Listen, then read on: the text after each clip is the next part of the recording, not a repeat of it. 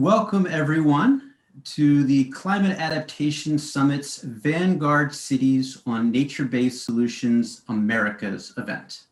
My name is Todd Gartner, and I am the Director of Cities for Forests at the World Resources Institute and have the great honor of serving as the moderator for this session.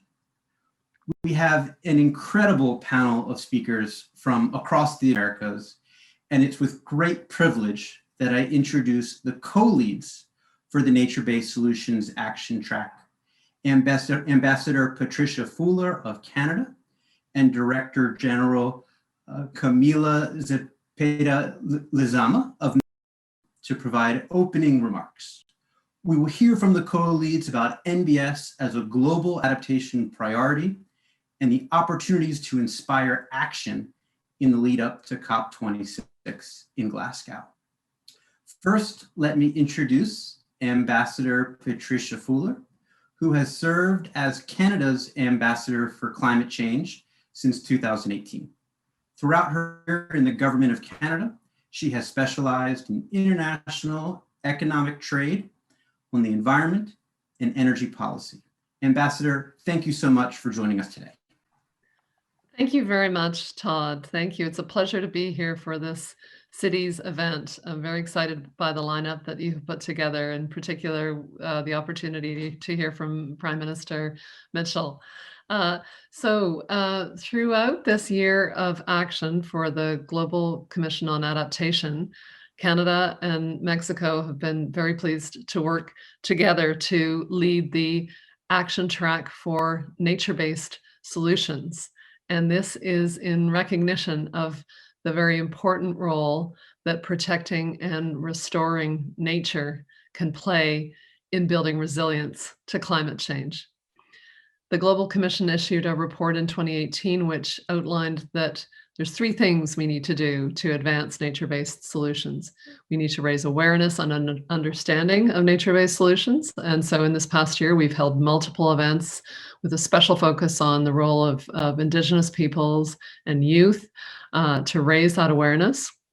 The second thing is to embed nature-based solutions into adaptation policy and planning.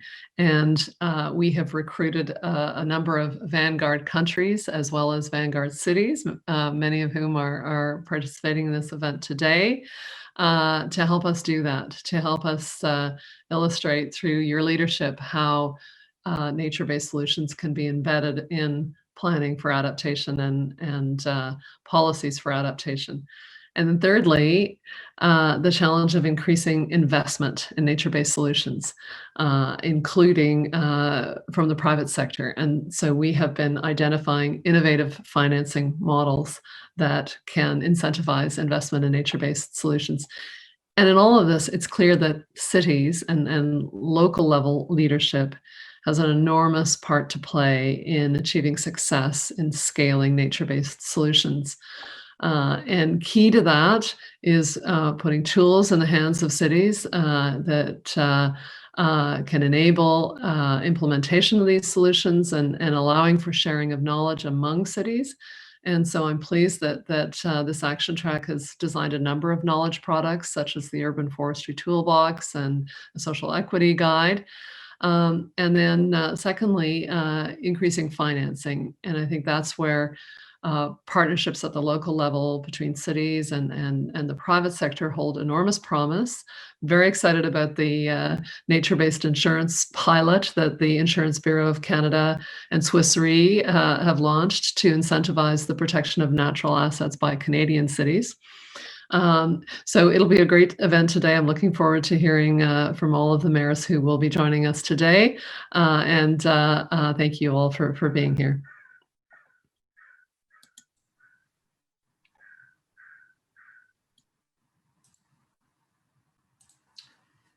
Thank you so much for those inspiring remarks, Ambassador.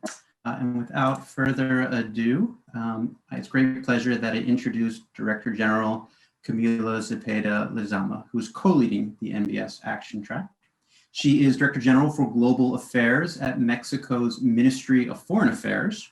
She promotes, guides, and coordinates Mexico's position in multilateral forum on issues such as the environment and natural resources, climate change, and the 2030 Agenda for Sustainable Development. Director General, please take it away. Muchas gracias y muchas gracias por esta invitación. Thank you very much, and thank you for the invitation. As Ambassador Fuller mentioned, we have been working this year very hard, and now is the time to see what are the lessons learned from our experiences and escalate the findings in order to actually face those challenges of the implementations that we have seen in nature-based solutions, and how we can use those solutions to tackle climate change.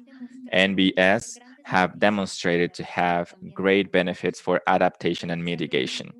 And even though the world is barely creating this awareness in nature-based solutions, we have seen in certain cities and certain countries even that are implementing or including nature-based solutions in their long-term policies. It is extremely important for these solutions to have a local aspect. That is the reason why this Adaptation Commission has invited leaders in the cities and what we call now Vanguard role players. We are very happy. I am very happy to listen from the experiences and the advancements of a number of cities, companies, and countries and other stakeholders in order to accompany the solutions, to mobilize resources, and to increase the global support for nature-based solutions. We have the honor of having Vanguard cities like Mexico City. We also have other regional cities like Vancouver and other cities in Canada, all of them committed to have nature-based solutions implemented towards 2021. And all of this is extremely important from the federal government of Mexico to enable smart solutions and smart decisions in order to have all of these tools available for the different communities to start building their own solutions in face of climate change.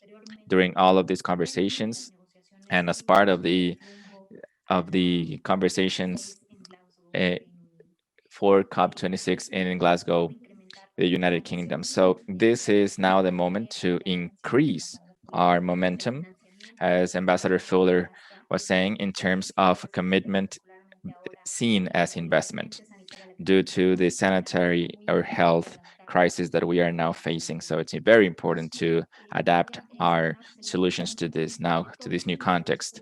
Now, the mobilization of all the different stakeholders, private and public, in order to provide these adaptation measures in a cross-cutting fashion by means of the programs and the projects that actually show the benefits of investing in nature-based solutions. That is why we invite all of you to continue the efforts and to strengthen the different strengthening components in our strategies in order to have better and more equitable and just solutions for the environment. And this needs to be an inclusive project and include as well our indigenous communities in the decision-making process. Thank you very much.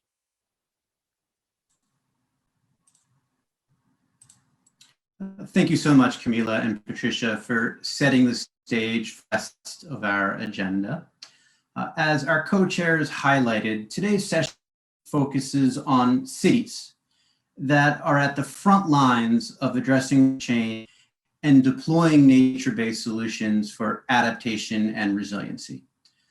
Cities for Forests, a network of 65 global cities, has partnered with the Global Commission on Adaptation to bolster city leadership on NBS. The last year, WRI and Cities for Forests worked with Canada and Mexico and others on the steering committee through the GCA's Cities and NBS action tracks to help cities accelerate NBS implementation for climate adaptation. Cities for Forests has provided technical assistance, harnessed the voices of mayors and city leadership to scale up political action, and help cities finance nature-based solutions at scale. The outcomes are now on showcase at the Climate Adaptation Summit, where 12 mayors and other senior officials from Vanguard cities will share their NBS actions at the 3 regional events. In addition, the Commission's support, the Action Track team has launched 3 new knowledge products: an NBS toolkit, an urban forest learning guide, a social equity learning guide, making sure that all the benefits of NBS can be realized by all urban residents. These knowledge products offer practical guidance to city leadership, planning, designing, implementing, and financing nature-based solutions for adaptation. In addition, with the Commission's support, the Action Track has advanced the concept of a nature-based solutions project preparation facility to build out a pipeline of city-led NBS projects that are positioned to access large-scale infrastructure, green-gray finance, and capital markets. The Commission has provided a wonderful platform for gauging demand, developing the business case, and courting initial capitalization, building momentum for a possible launch at COP26. And finally, this dialogue is just the beginning. At the 3 regional panels of the Climate Adaptation Summit, we're setting the foundation to develop a call to action by cities on forests and nature-based solutions in the lead up to Glasgow. The call to action is aimed at national governments, businesses, and financial institutions to enhance support for NBS for adaptation at the local level. And on that note of the role of national governments, I am pleased to introduce our keynote speaker, GCA Commissioner Keith Mitchell. Mr. Mitchell is the Prime Minister of Grenada and a commissioner on the Global Commission for Adaptation. His ministerial portfolio includes national security, public administration, youth development, and disaster management. Commissioner Mitchell will provide a short video address highlighting the unique role city leaders can play in advancing adaptation to climate change through the utilization of nature-based solutions.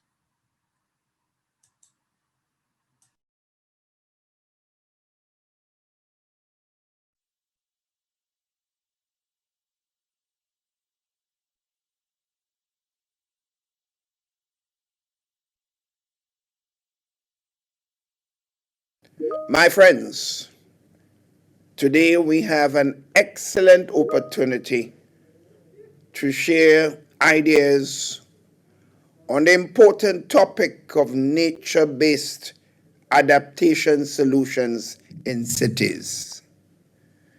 I congratulate you for taking up the challenge to be part of the Vanguard Cities group. Cities, you are well aware, are important in the fight against climate change. Cities are home to over 60% of the world's population and are a significant source of global emissions. It is important to note that nature-based responses can assist in addressing 3 major climate change issues related to cities. The first is the heat effect in the face of rising temperatures. Nature-based responses can be facilitated through land use zoning, creation of green spaces, integrated landscape planning regulations, and incentives such as payment for ecosystem services and voluntary or persuasive instruments. The second, which is particularly applicable to coastal cities, is that mangrove forests, coral reefs, seagrass beds that can offer protection from rising seas and storm surges and are sinks for carbon emissions. The scientific community has established that such an approach is 2 to 5 times cheaper than building engineered structures. The third is the contribution that forests and trees make to enhancing water security. Nature-based approaches also bring many co-benefits, including better water quality, more productive natural resources, job creation, improved health, cultural benefits, and biodiversity conservation. My friends, these are the new frontiers in the fight against climate change, and your work is pioneering. Indeed, in Grenada, we have embarked on a smart cities program, which includes several elements of nature-based solutions to make our capital city the first climate smart city as a model for other small island developing states. There are many challenges to be overcome at the subnational, national, regional, and global levels. You are therefore playing an incredibly significant role that will lay the foundation for the development of additional innovative policies and strategies at all levels. I therefore look forward to your deliberations and your continued collaboration as we take forward this important area of work.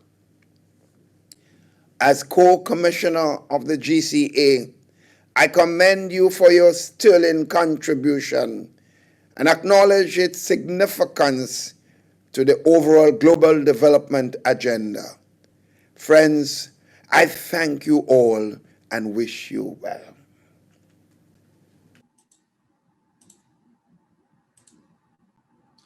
That was wonderful. Thank you, Prime Minister Mitchell, for your leadership and inspiration. And it's wonderful to follow the inspiring words of our opening speakers by hearing from the cities at the Vanguard on these critical climate and nature-based solutions issues. Cities are leading on climate adaptation with commitments and action.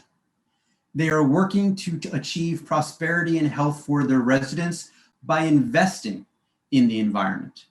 And with their deeds, they are demonstrating that the time to act is now.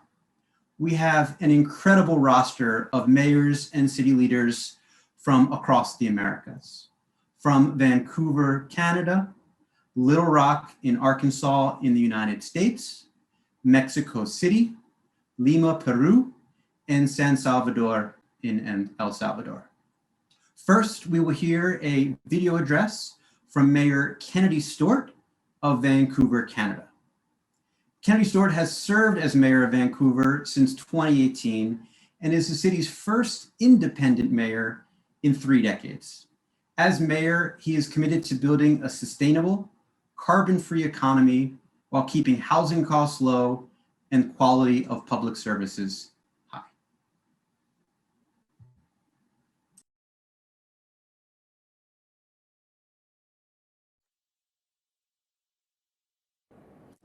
Hello, I am Vancouver Mayor Kennedy Stewart, and I'm so pleased to have this opportunity to contribute to the Global Climate Adaptation Summit.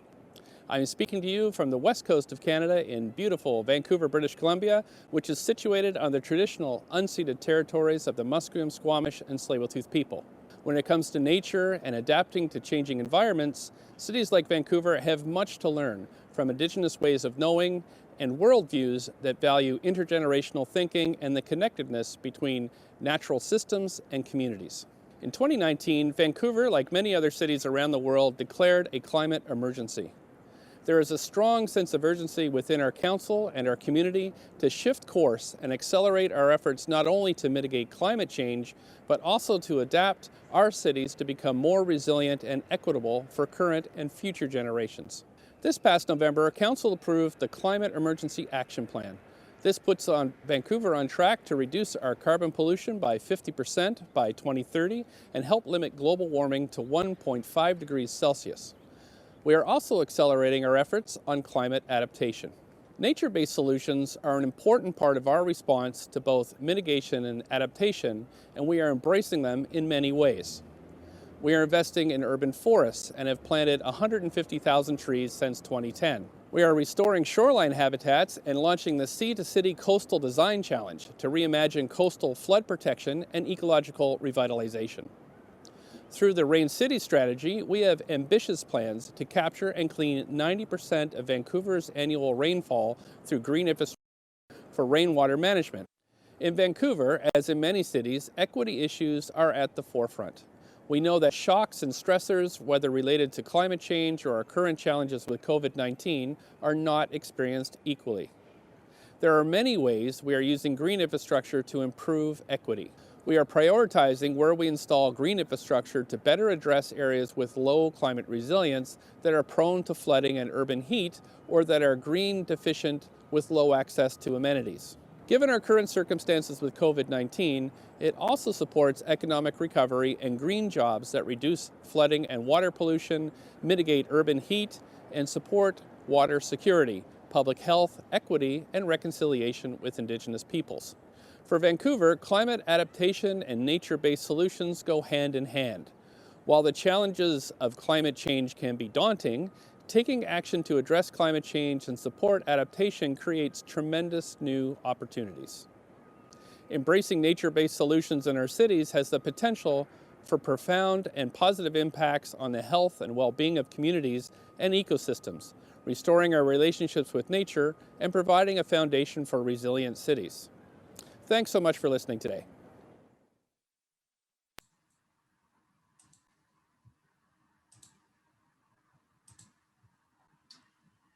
Thank you, Mayor Stewart. We can all be inspired by Vancouver's commitment to the Climate Emergency Action Plan to reduce GHG pollution by 50% by 2030 by leveraging NBS and the focus on both mitigation and adaptation.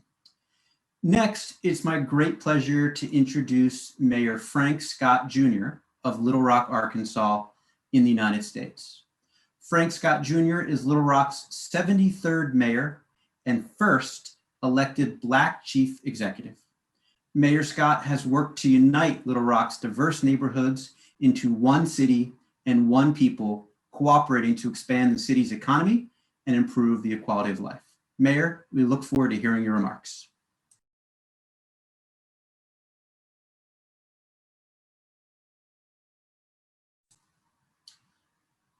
Mayor, you may be on mute.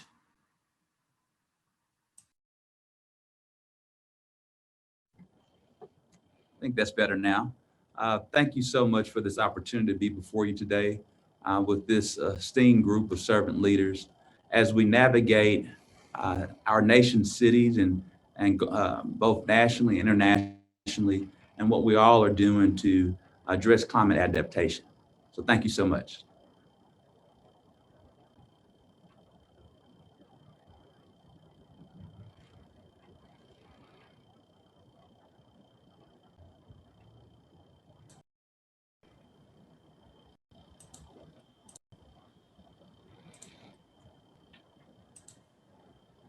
Wonderful, Mayor Scott, and we look forward during the discussion phase to come back and hear about some of the innovative financing approaches that your city has taken over the last year.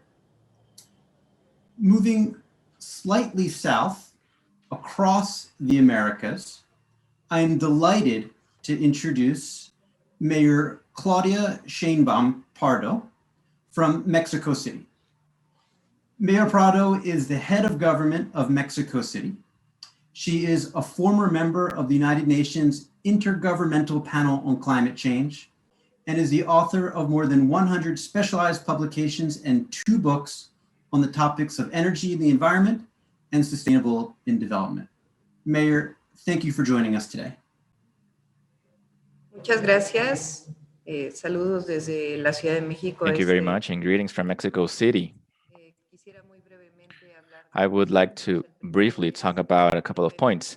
The first one is that in the middle of this pandemic, this is a moment not only to reflect on environmental issues, but also the impact that we have caused to the environment as part of our human development. And at the same time, to think that this crisis that we are undergoing needs to lead us to a new situation. We should not go back to the usual situation. We need to come on the other side to a better situation. And this is what, in my mind, adaptation and resilience means. We should not go back to the status quo, but to move towards a better situation, to live in accordance and in harmony with the environment, also to generate a more equitable situation in our cities. That would be my first reflection. The second point that I would like to mention is that simultaneously, while we need to deal with the health crisis that we have now, we should not neglect the perspective that we have to create a better city and a better relationship with the environment. And in these circumstances, Mexico City has a environmental plan that we implemented in June 2019 that has 7 points geared towards a better adaptation and resilience towards the environment and to improve the condition of the people that live in Mexico City and in their relationship with people and the city. The first one is planting trees. The plan is to have 20 million planted trees. We have achieved half of that number.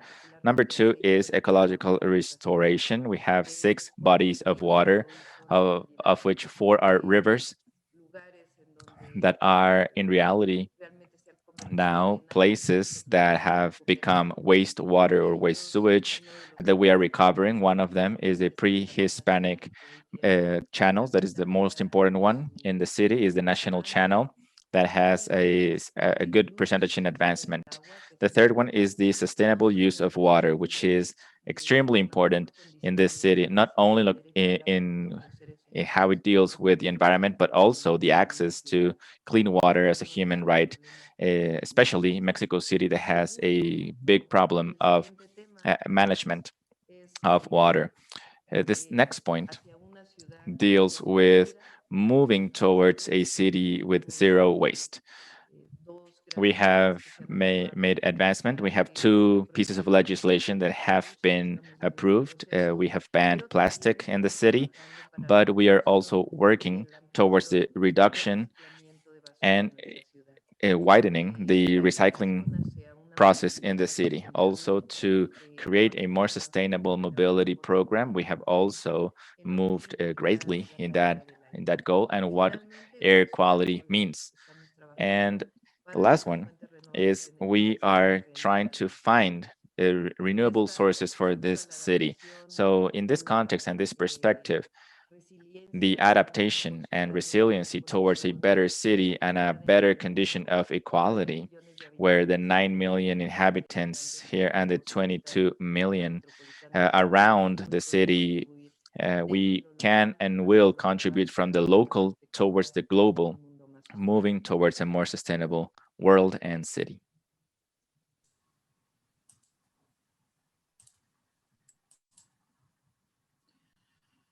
Thank you, Mayor Prado.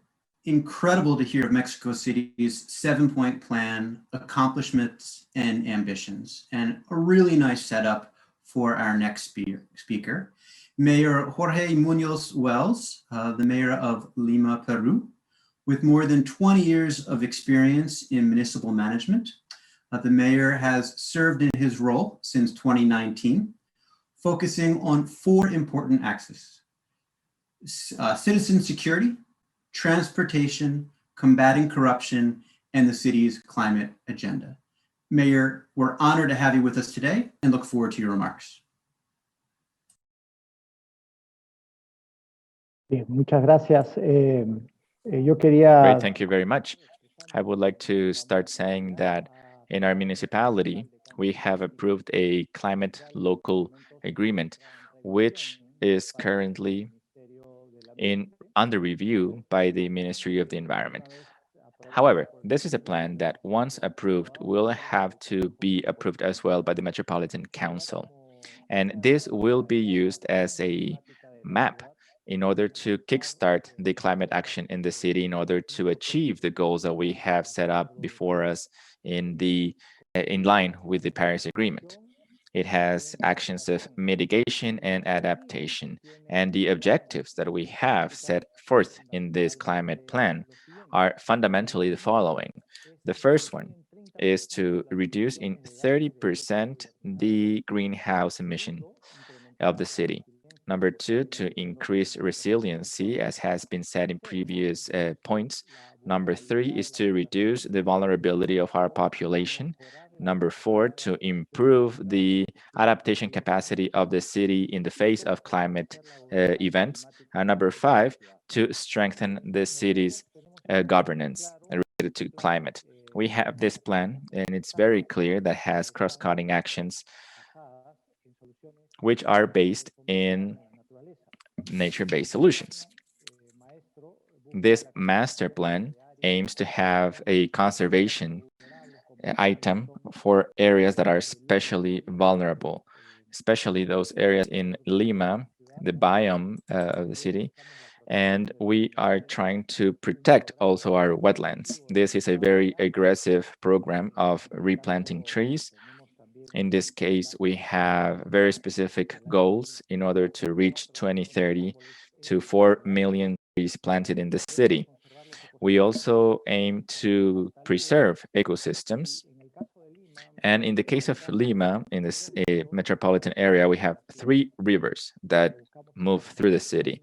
So what we are looking to do is to create the consolidation of these rivers and to clean them and to reduce any negative impact that could occur based on floods in the city because of the rivers that go through it. These are all of the lines of actions that we want to implement, and we hope to do them swiftly. Thank you very much.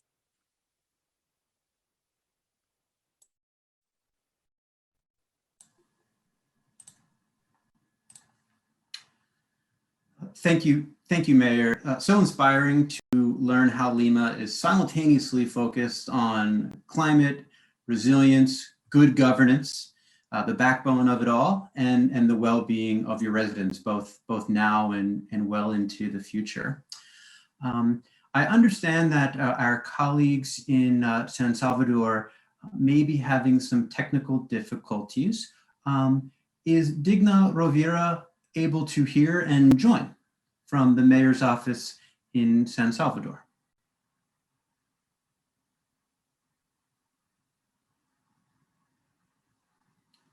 Okay, maybe we will continue along with our agenda, and if they are able to connect, we will be sure to make time.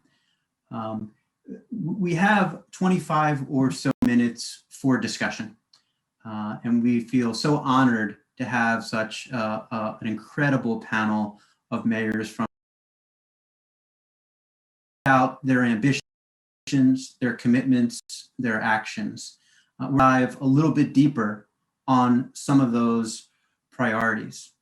And maybe we'll start with Mayor Frank Scott Jr. in Little Rock. Little Rock has been at the forefront of thinking about how investment can help them meet their climate mitigation and adaptation agenda, and that connection between forests and water. Mayor Scott, I'd love to hear a little bit more about how you were approaching that and what you've been able to accomplish today. Thank you. Thank you. We want to take this time to really kind of share Little Rock's story on how we focus on our investment from that standpoint. We're fortunate to have Central Arkansas Water, which is a regional utility. It dates back to a time when the city of Little Rock owned Lake Maumelle. And we forged together with other cities to have a regional mentality on how we focus on water as a resource and an asset. And so there are many different aspects of Central Arkansas Water that have really pushed us towards greater investment in our watershed. We've worked with Central Arkansas Water to levy a 45-cent watershed improvement program. And so that's been going on literally since around 2009. So close to 11 years now, which funds a lot of our mitigation and adaptation efforts from that standpoint. And we've enjoyed the ability to have those type of incentives funded from our ratepayers. And it's become more of a resource and a true utility because we pride ourselves on not only having water as an asset, but it's truly a means to our quality of life and place.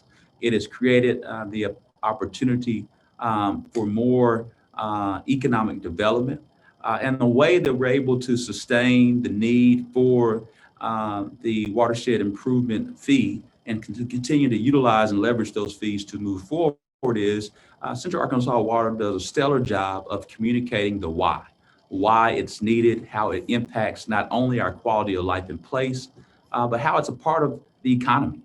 And truly having that natural resource as a natural asset that helps our entire city and our region grow together. And so when you have the dovetail of quality of life in place, understanding how it helps the climate, but also the economic effects from it, we are grateful that we're continuing to levy this 45-cent fee and to reinvest into our efforts as we continue to move forward.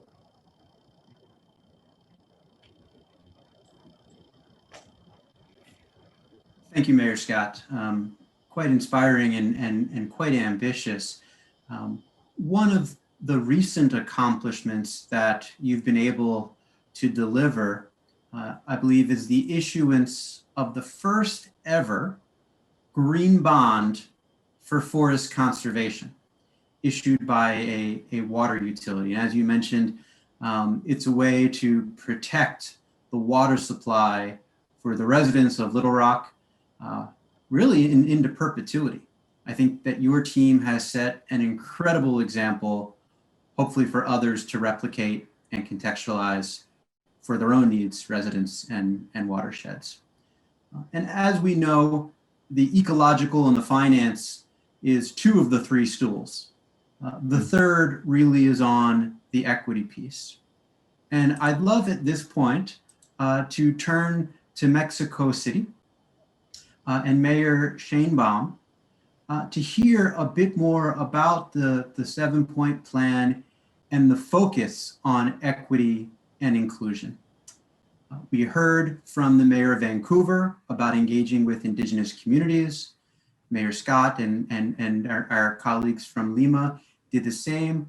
How is Mexico City trying to put this into action? Thank you.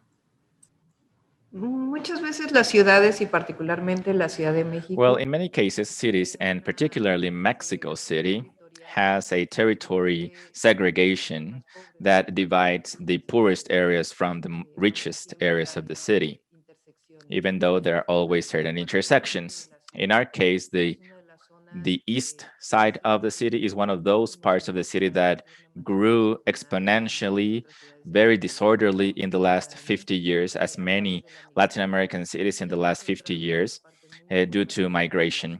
And it has concentrated a specific group of the population. Mexico City is divided in certain boroughs or municipalities, and that specific area has more than 8 million people and concentrates the greater degrees of poverty. And in our point of view, the only way to reduce poverty and to erase inequality in the first place is to ensure rights to the population, the right to a livelihood and to education. And number two, a historical investment that has not been done.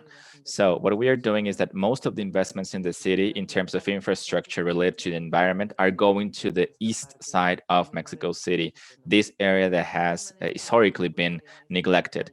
So in this Iztapalapa area, we are generating 66 cultural centers currently, a sustainable program unique in the world. It's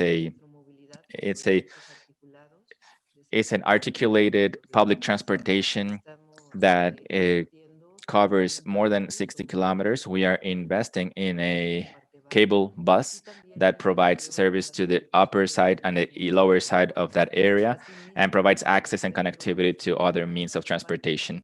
Likewise, one of the parts that is the most abandoned parts of the city that were basically a junkyard, now we're working in transforming that into a park of more than 30 hectares.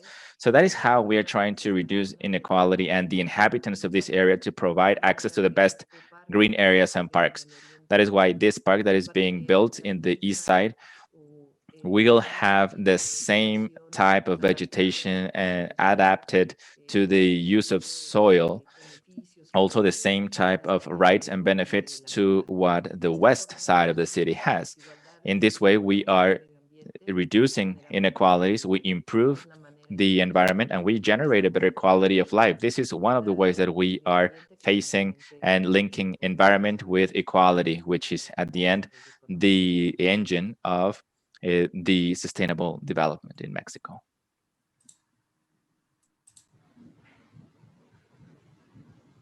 Thank you, Mayor Shanebaum. Wonderful to hear how your city is repurposing these small green space and park areas to reimagine equity and access to nature for everyone across the city. I think an example for all of us to try to bring to our own cities. And when I think about how that's successful, I imagine cooperation is a key element of success. And I'd love to turn to Mayor Munoz Wells from Lima. I know that Lima has given a lot of thought to that connection and interaction between the municipality and the national government, what you need from each other and how leveraging each other's capacities you can get to where you need to be. I'd love to hear a little bit more about that story and how Lima is approaching it. Thank you so much. Muchas gracias. Sí, nosotros tenemos algo que Thank you very much. Yes, so something that is very important in our plan related to the environment is gathering data. Gathering data that has not been available, has not been gathered in Lima for many years. And likewise, our funding has several sources. The first one is our own budget, which is a public investment budget. Also, a budget that could come from the federal central government, and we are trying to do is to collaborate with the central government in this regard. However, the international cooperation also plays an important role here. We have finished a guide, a series of documents in order to also provide an appraisal of what are the ecosystem services that we need to protect. And based on all of this data, based on all of this information that we have gathered, we are now open to also connect with international actors and to understand better how to create budget and the demand that will be part of the plan. So it is specifically critical to understand what we need, to know what is your starting point, what is your baseline. And for that, you need data. And we are very clear on that in order to open our different sources of funding.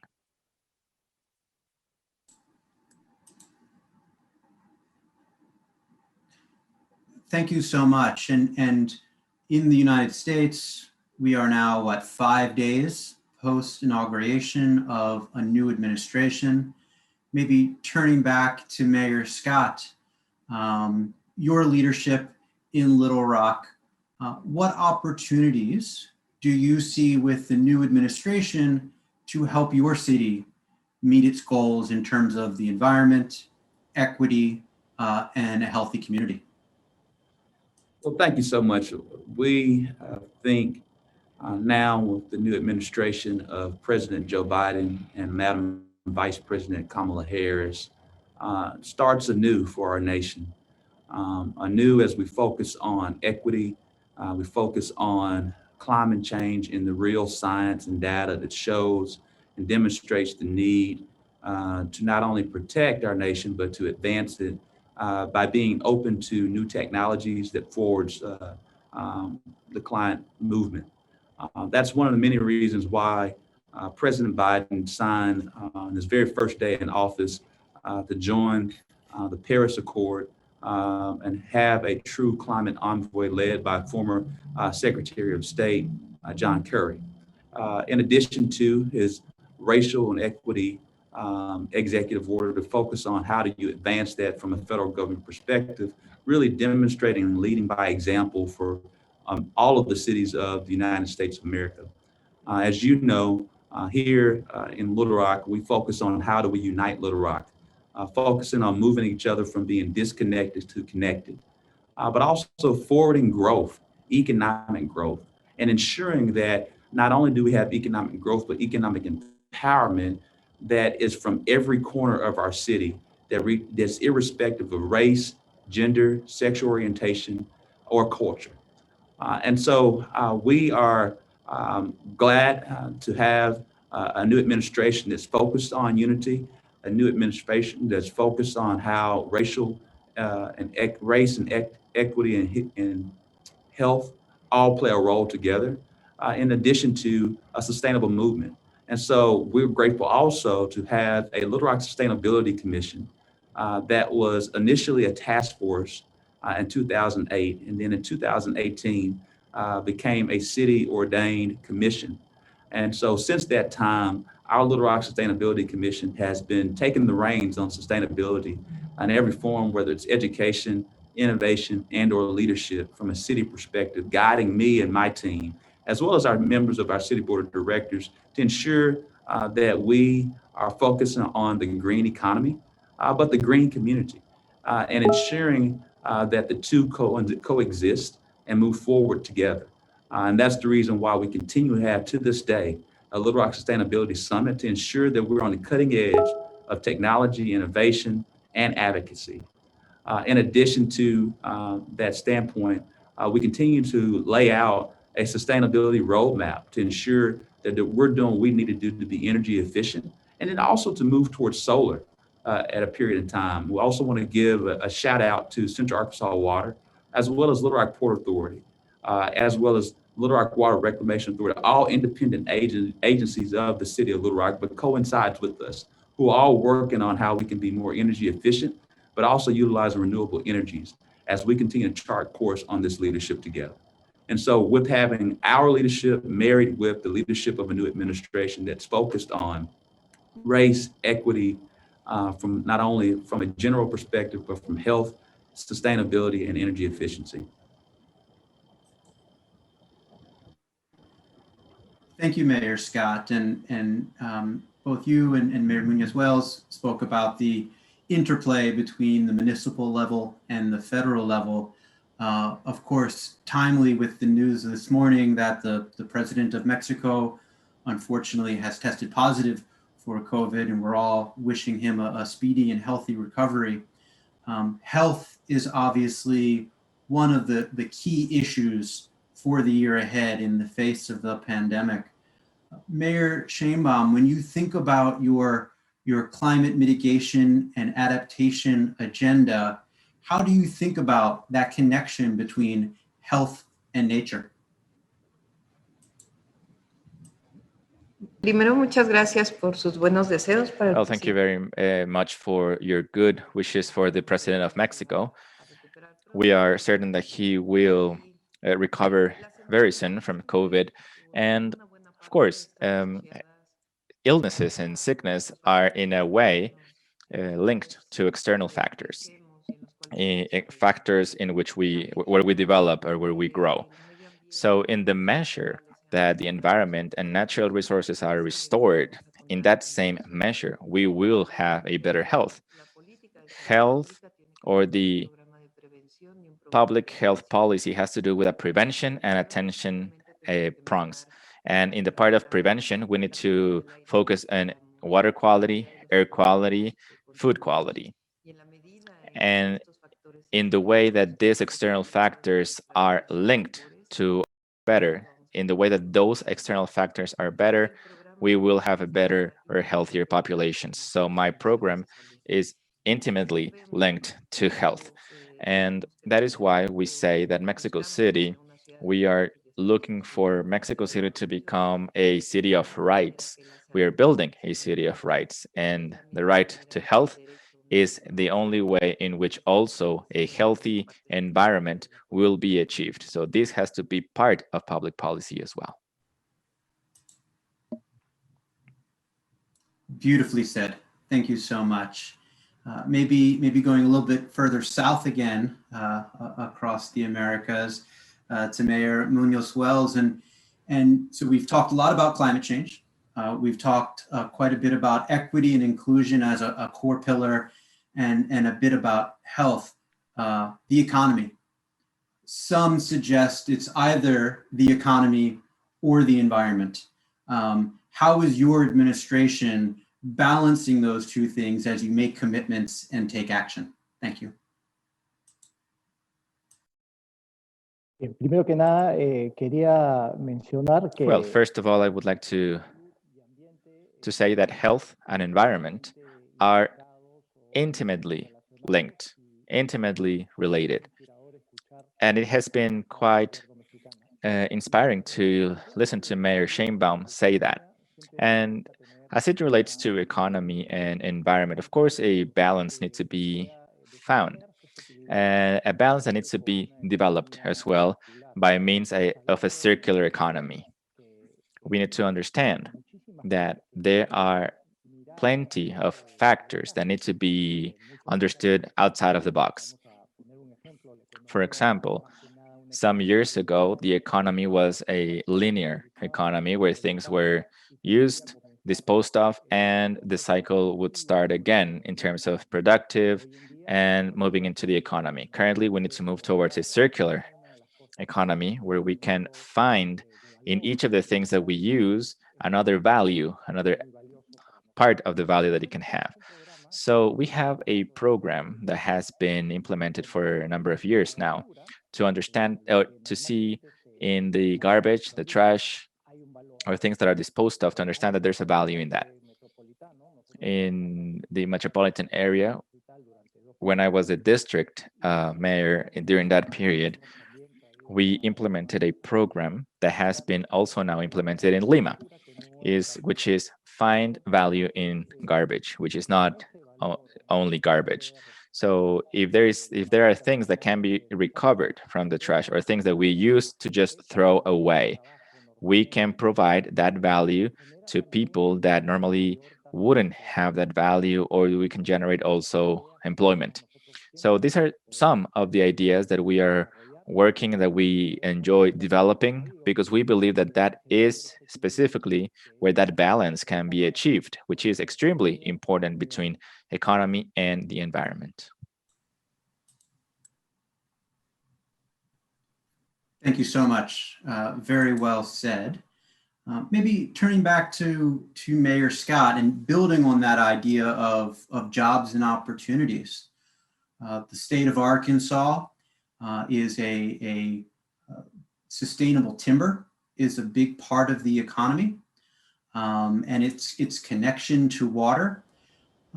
How does Little Rock promote sustainability with job growth in the face of some of the economic challenges that we see across the city, the state, and the nation? Thank you.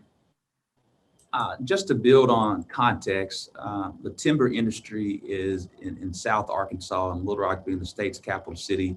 We are in Central Arkansas.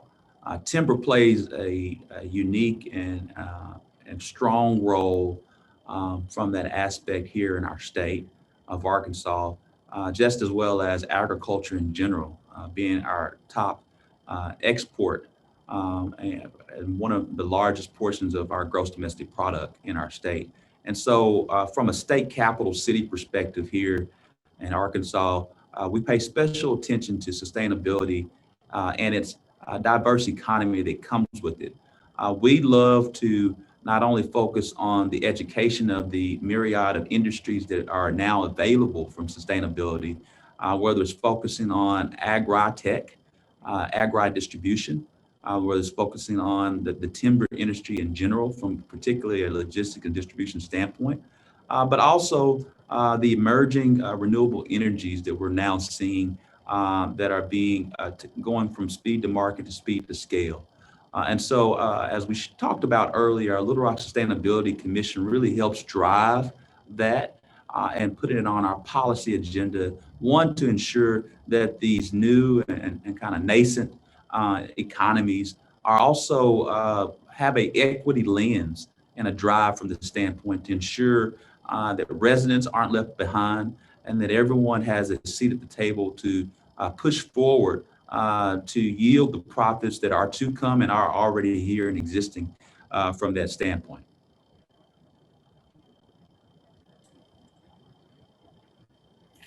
Beautifully said, Mayor Scott.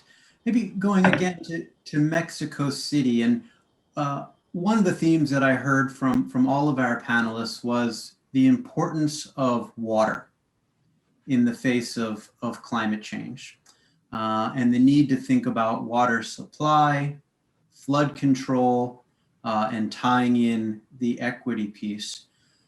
Mayor Scheinbaum, how is your administration thinking about the impending water crisis that many of us across the Americas are facing? Thank you.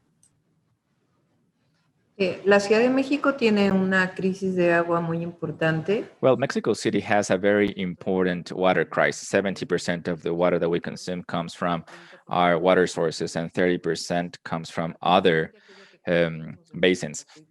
Especially those that come from our water sources has been eroded, and it creates an over exploitation that is creating a sinkhole. There are parts of the city that is going down from 40 centimeters a year to a little more. And this creates, of course, problems in the infrastructure of the city. At the same time, this has generated or created a hydraulic old network that is linked to a very important number of leaks. So it's absurd for us to take water from the water source to throw it away in water leaks that reach 30-40% sometimes. So we are implementing several products in this regard. One of them has to do with the reduction of leaks through technological innovation. This is something that has had a lot of progress in this administration. The engineering of the hydraulic network in the city needs a very important investment, but is the best investment that we can do in order to provide water supply at the long term. And at the same time, we have a very ambitious program to collect rainwater in several areas in the city. This year, we will finish 20,000 homes that use rainwater. This is a very important program with community work. And for 2021, for this year, we are trying to double this number so that the community can add a part of the resource and the government another part. So this is quite an ambitious program that we have for this year. And it is based on science, technology, and citizen participation, which are the three critical elements to have a sustainable management of any natural resource, but specifically water. Couldn't agree more. Extremely well said. Mayor Munoz-Wells, as we reach the end of the session, maybe just in 30 seconds or so, how will you know that Lima is being successful in this quest? Your number one priority and how you'll know if you're successful. Thank you so much for joining us today.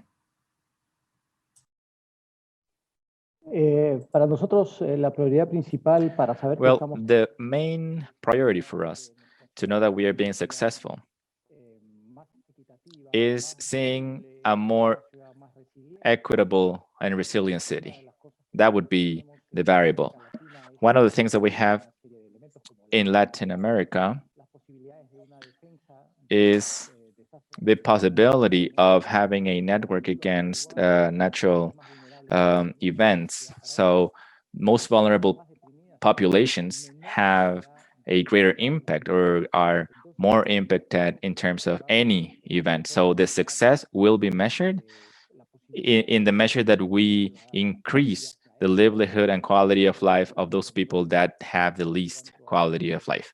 So in terms of environment conservation, of course, that is also an important part that feeds into equality of our society.